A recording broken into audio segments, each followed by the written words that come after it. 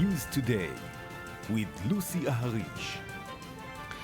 Good evening and welcome to the news today. Sunni Shiite tensions are boiling over in the Middle East, with multiple countries led by Saudi Arabia breaking off diplomatic ties with Iran. It comes after the Saudi embassy was ransacked in Tehran over the weekend, itself a response to Riyadh's execution of Shiite cleric Nimr al-Nimr. Elio Khomrok, diplomatic correspondent for the news today, reports. No more disguised tensions, no more proxy wars, no more hiding. Sunni Saudi Arabia and Shia Iran are now going head to head.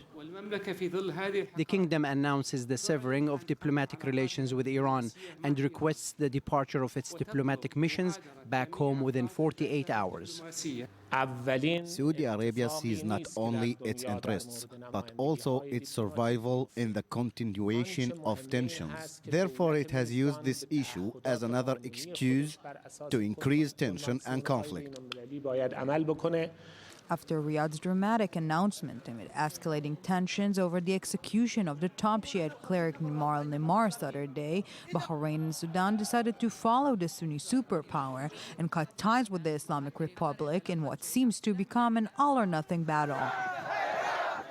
Since the Saudi mass execution Saturday of 47 people it considered to be terrorists, widespread protests broke out throughout Shiite-majority countries in the Middle East, and in Tehran a mob stormed the Saudi embassy as well as a consulate in the city of Mashhad. As a result, Saudi diplomats were evacuated from the country. Now, the two major Middle Eastern powers are on a mission to recruit as many regional supporters as possible, with their long-standing rivalry seemingly headed towards a completely new level. Meanwhile, global powers are growing increasingly concerned over these unexplored confrontational endeavors, calling on both sides to engage in dialogue. Terrorism remains a threat. What's happening between Saudi Arabia and Iran calls for vigilance on France's part, and we call on both sides to reduce tensions. We express our concern that related events might aggravate regional conflicts. We hope related parties can enhance communication and join efforts on tackling terrorism. Riyadh and Tehran have been engaged for years in regional conflicts, from Syria to Yemen, and if this frontal collision course turns into a full-on war of the titans, the entire region will be bearing the consequences. And with me right now here in the studio is Ali Wakad, Senior Middle East Analyst for I-24 News. Good evening. Good evening. And also Amir Orn, Defense and Government Analyst for Arts Daily Newspaper. Good evening. So let's start. Yesterday we sat down here and we asked why they executed the Nimr al-Nimr. Of course, we are talking about a lot of geopolitical problems, but the first thing that we are seeing right now, Saudi Arabia was rethinking this, thought about this step for a long, long time, and basically it waited to do that.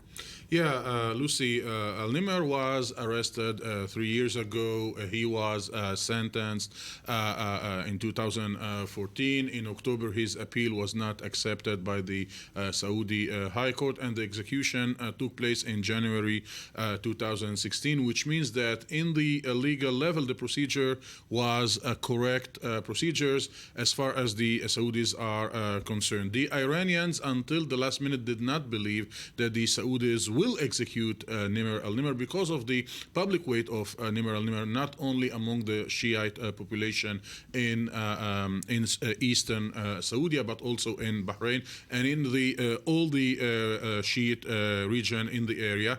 But the Saudis was a couple of days before, after their new budget, the 2016 budget, which was a first budget in which there is no hope for the population in Saudi Arabia, in which there were some economic restrictions, despite the fact that the oil went down. The Saudi royal family did not cut its expenses. The king and the princes were living at their very high standard life, and there was some criticism within the Saudi society. The opposition in the Saudis was very present on Twitter, tweeting against the royal family, and they needed a crisis to, in my opinion, turned the attention of the public in Saudi Arabia towards the most sexy and the hottest issue, which is the Sunni Shiite division. And the Iranian, in attacking the embassy, played exactly absolutely. And I wanted to basically ask now, to be naive, to ask a naive question. Saudi Arabia didn't think that it's going to deteriorate to this level, and you just answered. They were playing chess the entire time. Well, it's presumptuous for outsiders to try and to pry into the inner workings of the kingdom.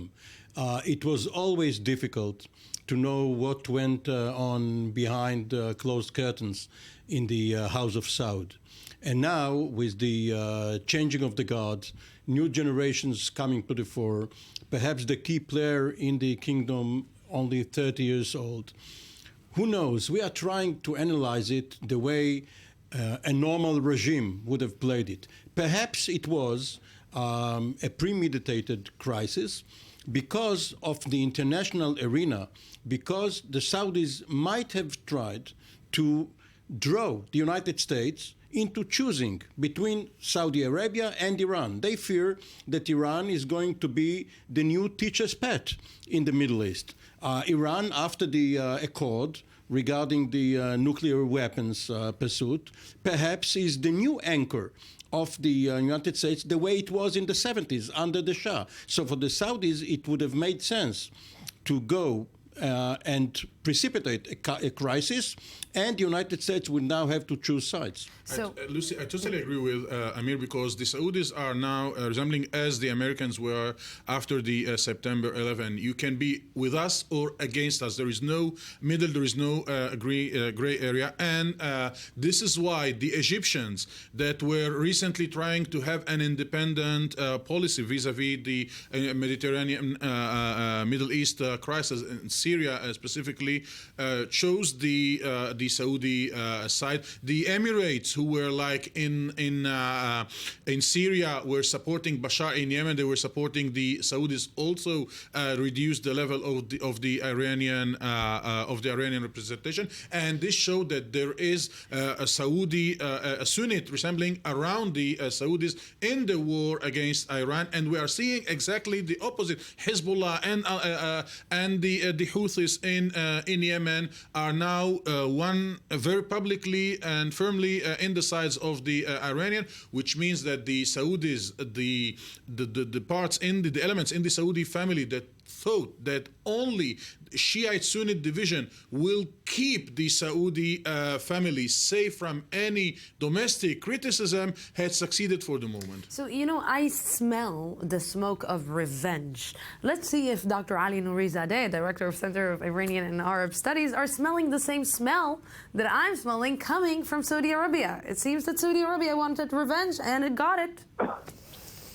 Good afternoon, good evening to you all. First of all, I disagree with the previous commentator. I think the Saudis, by appointing a new ambassador to Iran, they were looking forward to resume dialogue and talk. And I heard from diplomats here and there that there was an area of understanding between Riyadh and Tehran. As far as Syria concerned, the Saudis hosted the Syrian opposition figures, and they were going to talk in Geneva. And therefore, this was something unexpected. And even Rouhani didn't want this to happen, and he sort of condemned what the mob did in the street of Tehran. First of all, Khamenei in the morning, in his speech, he expressed his sorrow and condemnation, but in the meantime, he looked to the God to he said, God at the end of the day will punish them. That means that he didn't want to go any further. But what Revolutionary Guards and Basij did was out of control of even Khamenei. They went to the embassy, and as the Saudi foreign ministry spokesman put it quite correctly, at the mid-end of on Saturday night, suddenly the groups of mob were there. They left, they evacuated, and they're replaced by very well-trained. Dr. Ali Nourizadeh, I'm so sorry, but we're really having really big difficulties hearing you. I think that we have a small technical problem in the line. We will try to call you again. From what you heard, from when we tried to heard, Dr. Ali Nourizadeh mentioned just recently the meeting that Saudi Arabia held, and it kept Iran out from the game regarding Syria when it invited the opposition groups and said to Iran, you are not part of it. Even if you think that you are part of it, we are controlling the Middle East. Don't start celebrating yet.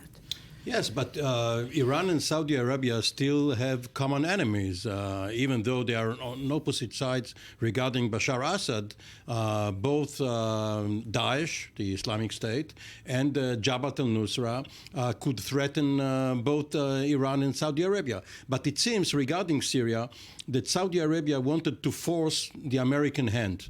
Because it is so important for President Obama to get a peace agreement, a peaceful settlement of the Syrian crisis, he needs Saudi Arabia. He needs Saudi Arabia more than Iran, because Iran, in a way, is in the Russian camp. And if Obama and Putin can get some agreement, Iran will have to follow. Saudi Arabia is not so obedient. So Saudi Arabia might have thought that it can force Obama's hand. So let's, you mentioned Barack Obama. Let's talk a little bit about the United States. The United States is seeing what is happening right now. Basically, Saudi Arabia did to Iran what it did to Qatar. And what will be the reaction of the United States maybe when they played on the wrong winning horse? I don't think that the Saudi bet on a change in the American policy will happen, because for the moment... They are angry. They're really angry at the Americans. The Saudis are angry, yeah, absolutely, because since early this year, and even last year when everybody was talking about the chemical weapons in the hands of the regime, the Saudis hoped to see a military intervention of the Americans in Syria. It did not happen, and on the contrary, the Americans were very enthusiastic to reach a political settlement to the chemical issue in Syria. And later, when the Russians intervened, and it was clear that it is going to change the equilibrium of power in the war towards the regime against the opposition, even the opposition that is supported by the Saudis. And a couple of days after this famous conference of the Syrian opposition in Riyadh, the Syrian, with the support of the Russians, succeed to kill maybe the main actor within the Syrian opposition that is supported by Riyadh. It was a message and a sign of the Saudis towards the American. We can have an independent policy in the Middle East. The question on how far can the Saudis go without the support of the United States, that for the moment is not seen to be fully supporting Saudis, and are calling the Saudis and the Iranian to try to reach an understanding. And I will say to our viewers who are speaking French, if you want to hear more from Ali Waqt, just go to our French channel, because he's just going to be there just in a few seconds.